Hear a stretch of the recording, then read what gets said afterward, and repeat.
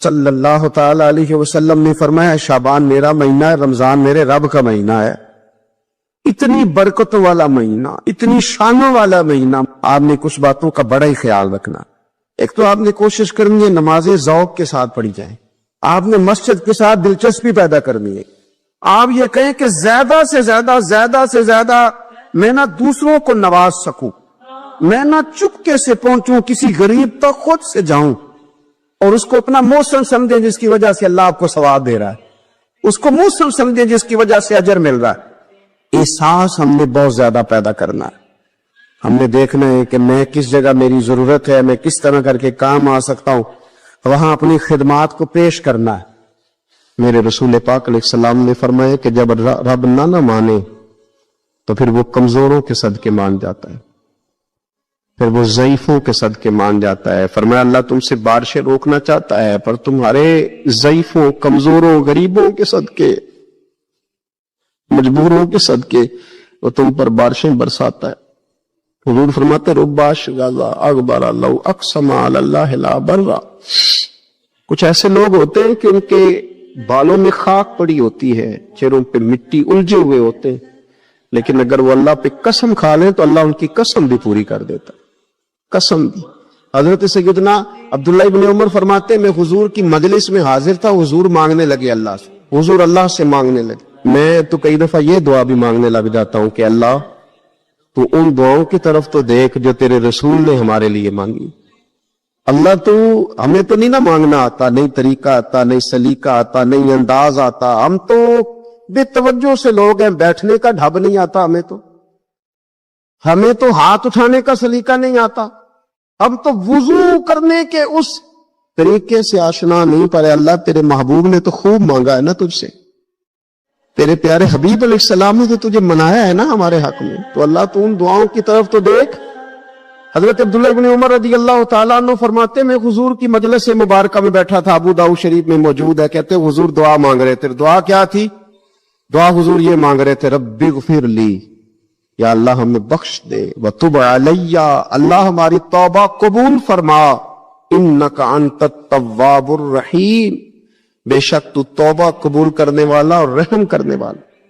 حضور دعا مانگ رہے تھے، اے اللہ رب اغفر لی، یا اللہ ہمیں بخش دے، وتب علی، اور ہماری توبہ قبول فرما، انک انت التواب الرحیم، بے شک تو توبہ قبول کرنے والا اور رحم کرنے والا۔ حضرت عبداللہ ابن عمر فرماتے اس ایک دعا کو ایک ہی مجلس میں ایک ہی جگہ بیٹھ کر میرے نبی پاک نے اپنی زبان اطہر سے 100 مرتبہ ادا فرمایا۔ یہ 100 مرتبہ حضور نے یہ لفظ کہے رب اغفر لی وتب علی، رب اغفر لی وتب علی، رب اغفر لی، اے اللہ بخش دے، رحم فرما، وتب علی، بس قبول کر لے نا اب ہماری توبہ، انک انت التواب الرحیم، بے شک تو توبہ قبول کر لیا کرتا ہے، تو رحم فرمایا کرتا ہے۔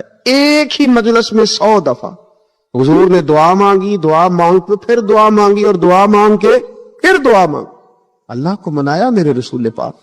حضور نے ہمیں بتلایا اسے مناؤ، اس کی بارگاہ عالی مرتبت میں جھکو، اور حضور نے خود بھی یہ طریقہ ہمارے سامنے بطور سنت کے چھوڑا، اور پھر نبی پاک صلی اللہ علیہ وسلم نے آگے بڑھ کے ہمیں کچھ اور باتیں بھی ارشاد فرمائی۔ حضور نے ہمیں بتلایا کہ پچھلے لوگ اپنے رب کو کیسے مناتے تھے، وہ کس طرح اس کے حضور ناز عرض کرتے تھے۔ حضور نے ہمیں اللہ کو منانے کے طریقے بھی بتلائے، فرمایا جب ماں باپ دعا مانگیں گے اولاد کے حق میں تو وہ مان جائے گا۔ حضور علیہ السلام نے فرمایا جب مسافر دعا مانگے گا تو اللہ مان جائے گا۔ فرمایا میرے رسول کریم نے کہ جب بیمار دعا مانگے گا تو اللہ مان جائے گا۔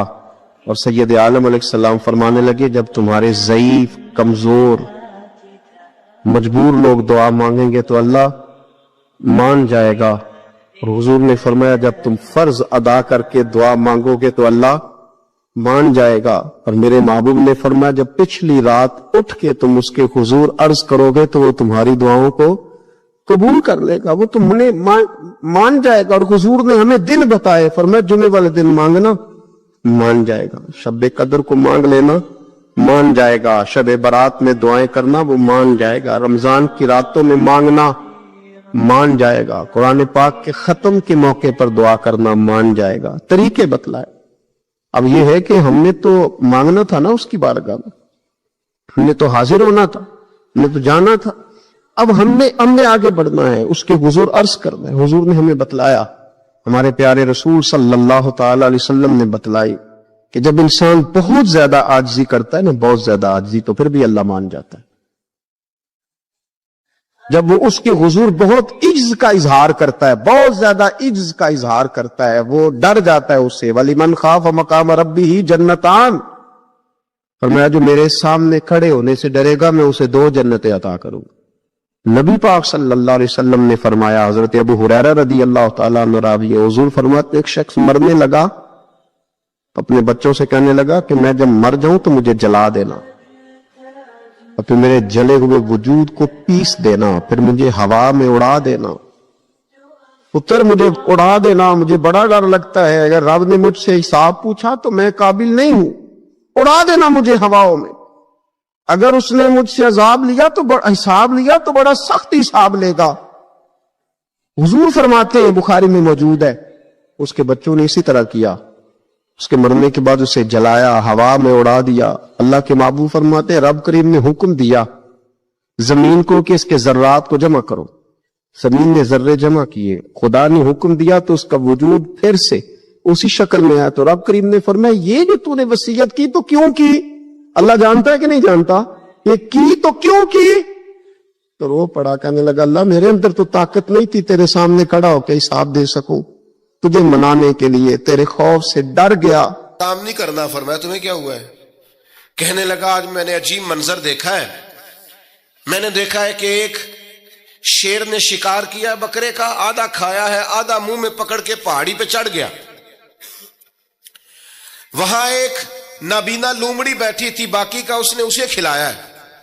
تو حضور میں یہ سمجھ گیا ہوں کہ جو رب اس نابینا لومڑی کے لیے بندوبست کرتا ہے میرے لیے بھی کرے گا، لہذا میں نے کام نہیں کرنا۔ حضرت حسن بصری بڑا مسکرائے، فرمانے لگے کہانی میں کردار تو نے 2 دیکھے، ایک شیر ایک لومڑی۔ فرمانے لگے کیا بات ہے تیری، تو نے لومڑی بننے کا پروگرام بنایا، شیر بننے کا کیوں نہیں بنایا؟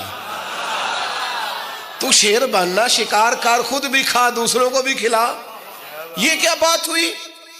امت کے جوان فائلیں لیے دفتروں کے چکر لگاتے اور اپنی بغل میں کاغذات لیے امبیسیوں کے پھیرے کاٹتے اور ایجنٹوں سے سوال کرتے کہ مجھے ملک سے باہر جانا ہے، کیا طریقہ ہے؟ یہاں رہ کے بھی محنت ہو سکتی ہے، اپنی مٹی پہ چلنے کا سلیقہ سیکھو، سنگ مرمر پہ چلو گے تو پھسل جاؤ گے۔ دوستو سنو، میرے کریم نے فرمایا جا لکڑیاں، ایک پیشہ برا ہے میرے بھائیوں، ایک پیشہ، وہ ہے کسی کے آگے ہاتھ پھیلانا۔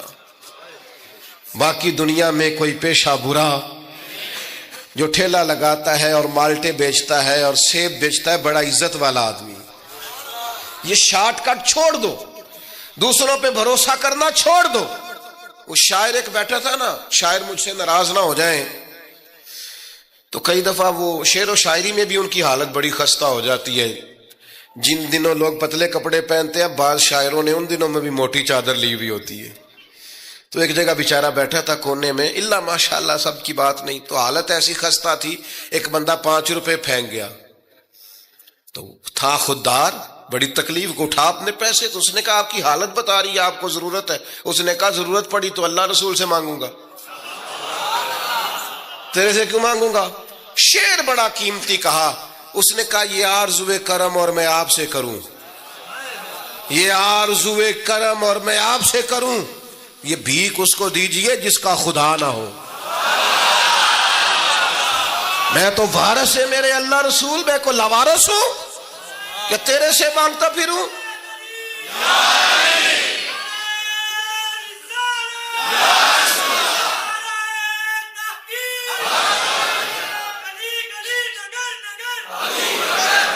ماشاءاللہ ماشاءاللہ۔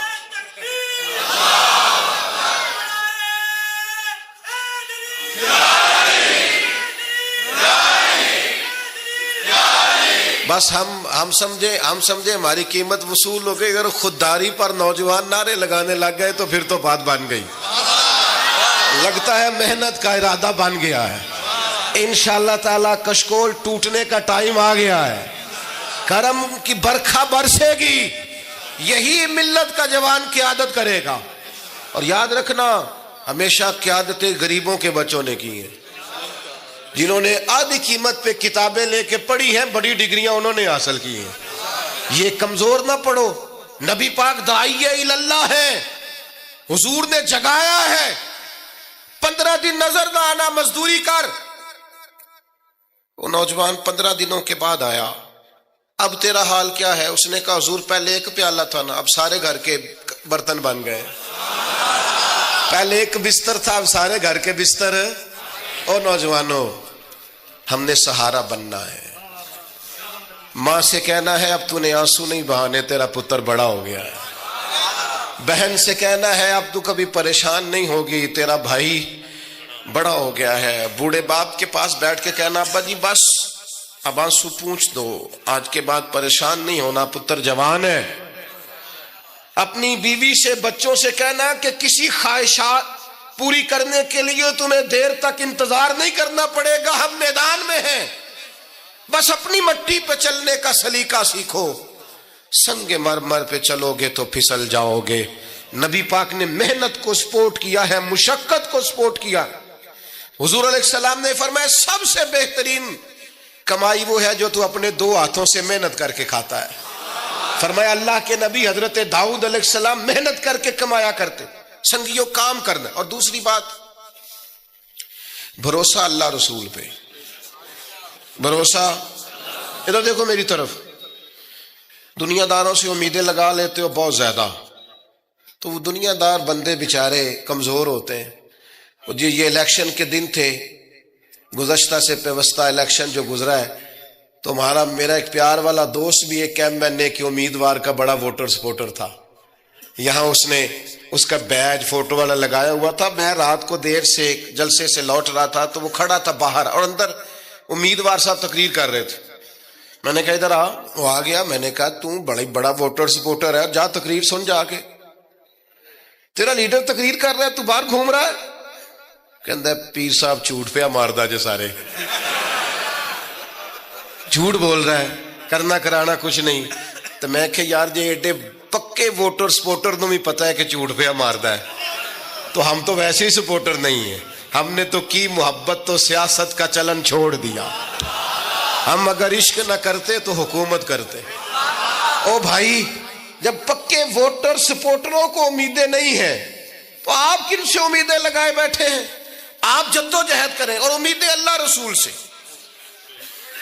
نبی پاک علیہ السلام نے فرمایا جو رب پہ بھروسہ کرے گا اللہ کی رحمت اس کی کفایت کرے گی. وَإِن يَتَوَكَّلْ عَلَى اللَّهِ فَهُوَ حَسْبُهُ, وہ اللہ پہ بھروسہ کرے گا اللہ اس کے لیے کافی ہو جائے گا. ادھر دیکھو یار موبائلوں والے دوستو, بات سنو. گھبراہٹ نہیں, ٹینشن نہیں, انزائٹی نہیں, ڈپریشن نہیں. مومن اور ڈپریشن,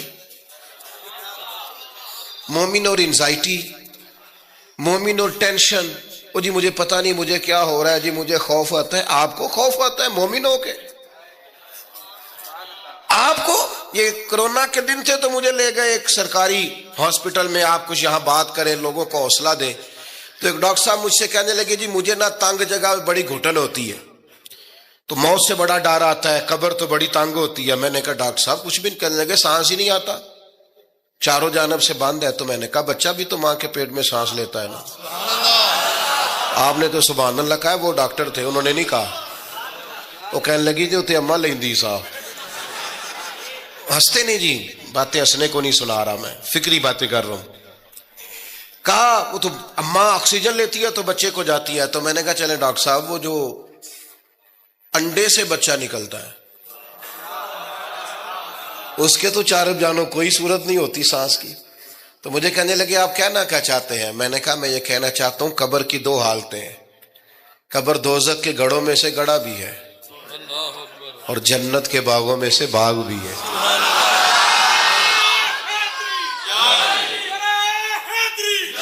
سنو یار, اللہ آپ کو خوش رکھے ماشاء اللہ. سنیں جی سنیں, میں نے کہا اگر کسی کا یہ ذہن بن جائے کہ مرنے کے بعد میں نے باغ میں جانا ہے, 1 منٹ کے لیے سوچو نا یار, یعنی ادھر قبر بند ہوئی تو نیچے باغ, اور باغ بھی معمولی نہیں, جنت کے باغوں میں سے باغ, اور باغ ایسا شاندار جس میں آنکھ کھلی تو پہلی زیارت ہی مدینے والے محبوب کی نصیب.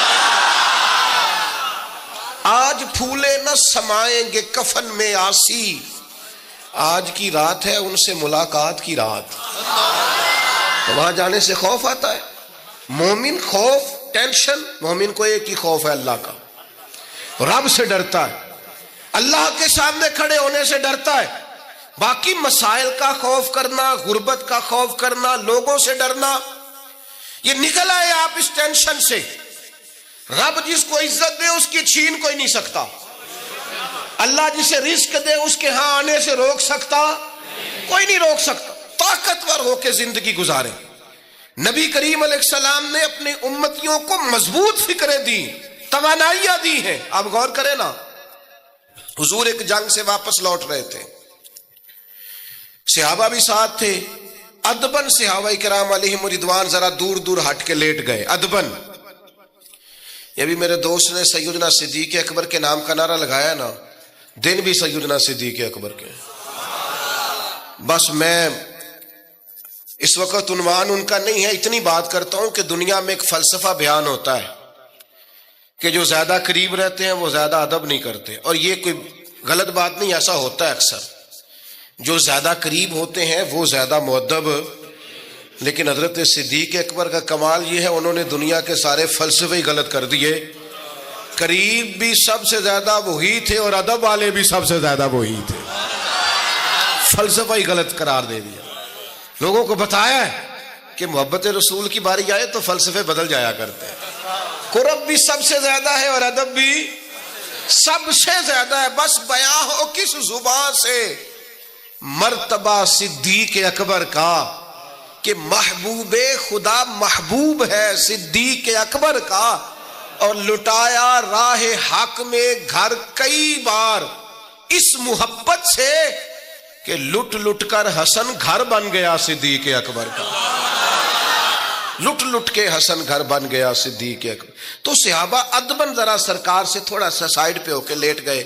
نبی کریم علیہ السلام نے اپنی تلوار درخت کی ٹہنی سے لٹکائی اور کریم بھی آرام فرما ہوئے. اچانک ایک کافر آیا, اس نے تلوار سرکار کی نکال لی. دیکھا حضور اکیلے اور پاس اسلحہ بھی نہیں ہے, تو حضور پر تلوار تان کے کہنے لگا اب آپ کو مجھ سے کون بچائے گا. نہیں, آپ زیادہ توجہ کریں بات پر, کون بچائے گا. یعنی آپ یوں سمجھ لیں کہ بندہ گھر میں سویا ہوا ہو تو اچانک اسے آواز آئے کہ چھت پہ کچھ چل رہا ہے. آپ کو اپنی مثال دے رہا ہوں, آپ کو اپنے آپ کو سمجھانے کے لیے, وہاں کے لیے نہیں. تو پتہ چلے نا چھت پہ کچھ چل رہا ہے, تو بہت سارے لوگ ایسے ہوتے ہیں ان کے تکیے کے نیچے سے موبائل بھی نہیں نکلتا, اتنا ڈر جاتے ہیں, بالکل پریشر کے نیچے آ جاتے ہیں. یعنی ڈاکٹر نے کہہ دیا جی آپ کی رپورٹیں بتاتی ہیں کہ مشکل ہے آپ بچیں, تو کچھ تو ڈاکٹر کی بات سن کے فوت ہو جاتے ہیں, اور کچھ کہتے ہیں تیری رپورٹیں ٹھیک ہوں گی پر ہوگا وہ جو میرا رب جائے گا. یہ طاقت سرکار نے دی ہے اپنے غلاموں کو. اس نے تلوار اٹھائی, کہنے لگا آپ کو کون بچائے گا. تو محبوب کے چہرے پہ اطمینان,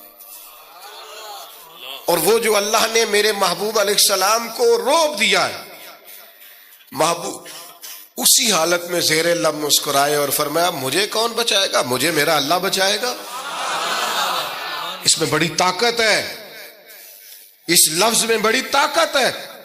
کو مشکل آئے تو تعلقات نہ لڑایا کرو, وہ فائلوں میں رکھے کارڈ نہ نکالا کرو کہ فلانے کو فون کرتا ہوں. کبھی بھی مشکل آئے تو سب سے پہلے مصلی بچھایا کرو, اللہ کے حضور حاضری دیا کرو, طاقتور ہو جاؤ.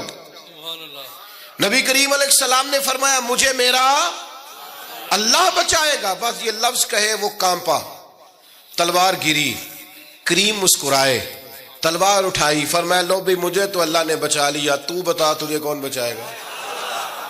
تو وہ کہنے لگا میں نے سنا ہے آپ معاف کر دیا کرتے ہیں. تو فرمایا جا میں نے معاف کیا. دیر والی تو بات ہی کوئی نہیں. اللہ بچائے, کتنی بڑی بھی مشکل آ جائے, کچھ بھی ہو جائے, مجھے میرا اللہ بچائے گا.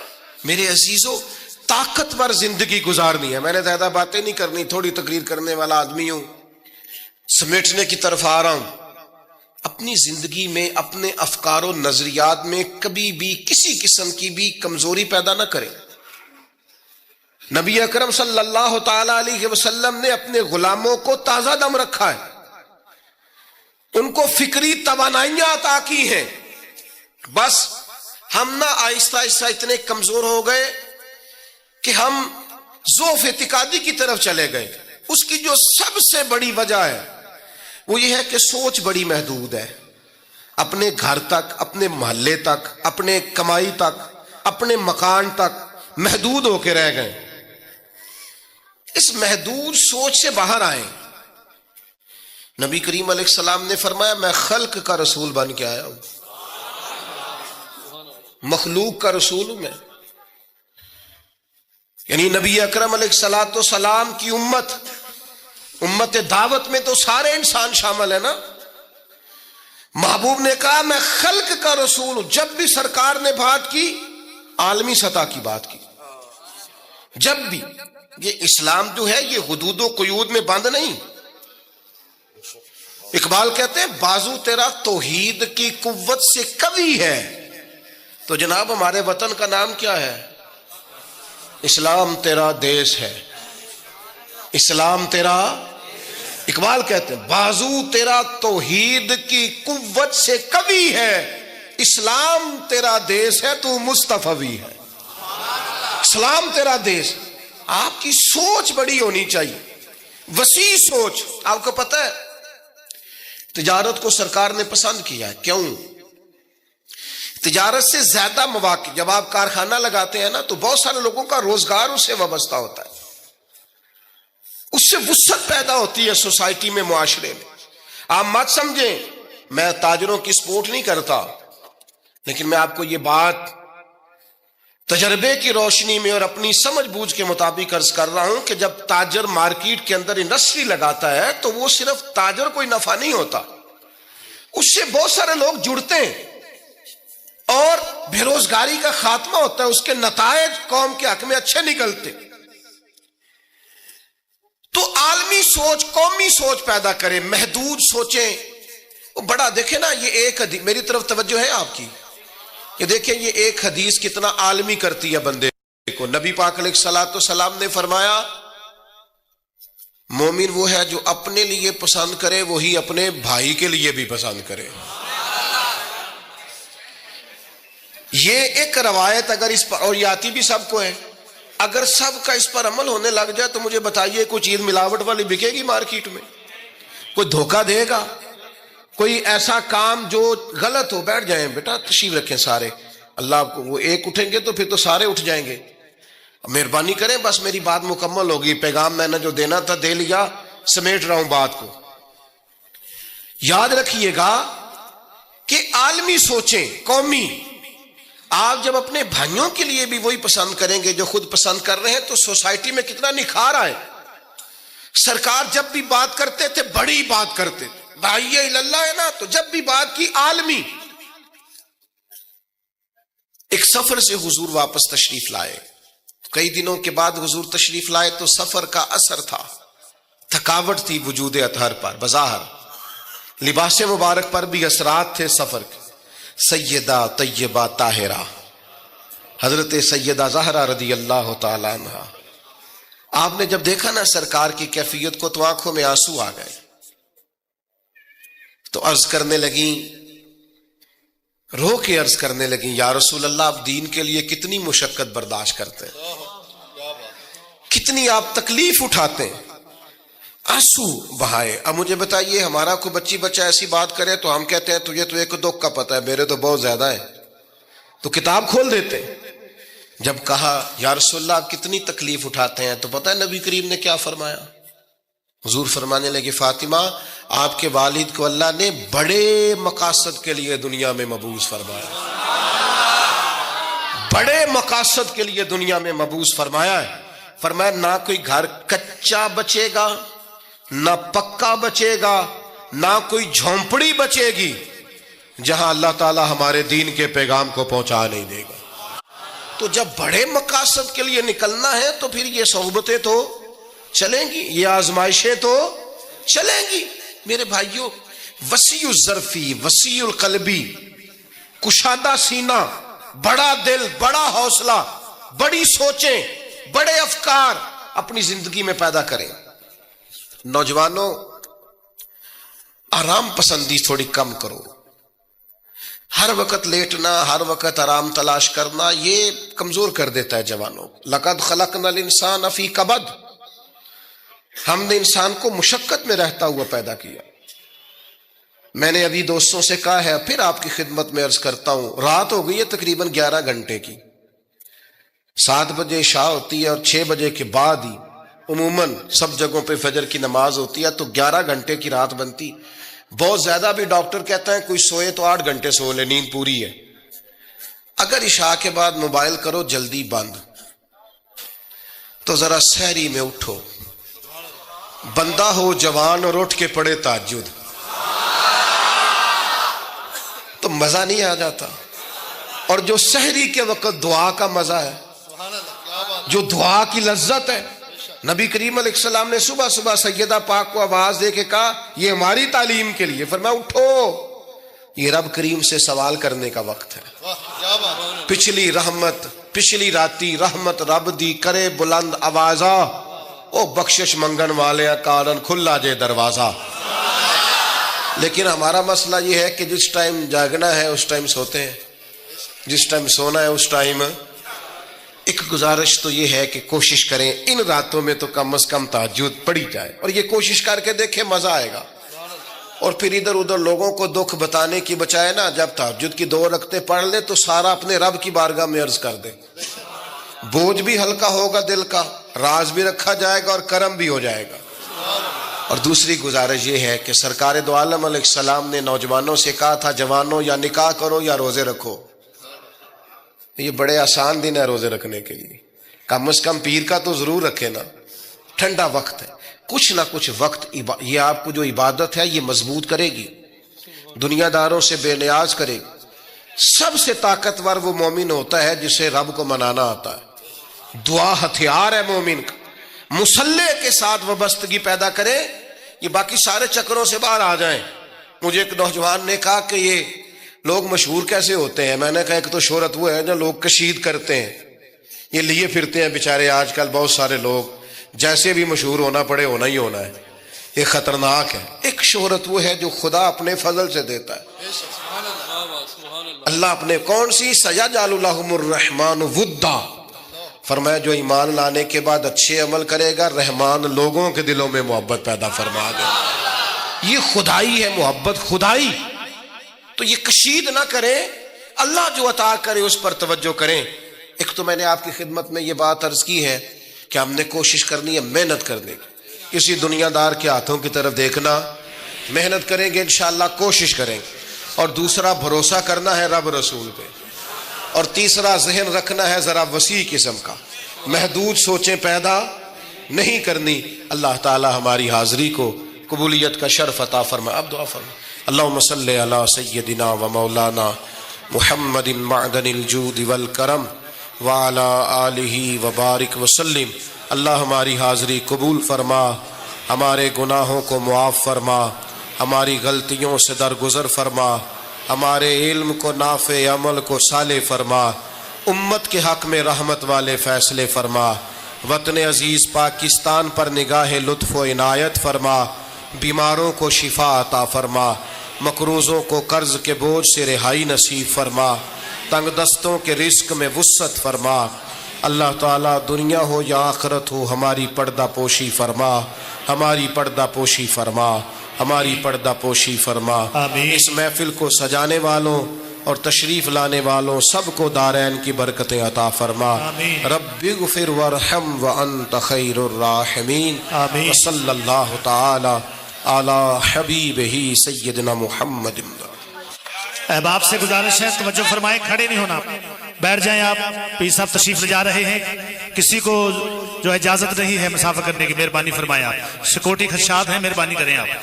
اور ایک اعلان سماعت کریں، مورخہ 17 جنوری بروز جمعۃ المبارک بعد نماز عشاء عظیم پیغام اسلام کانفرنس، کوئی نہیں، چلے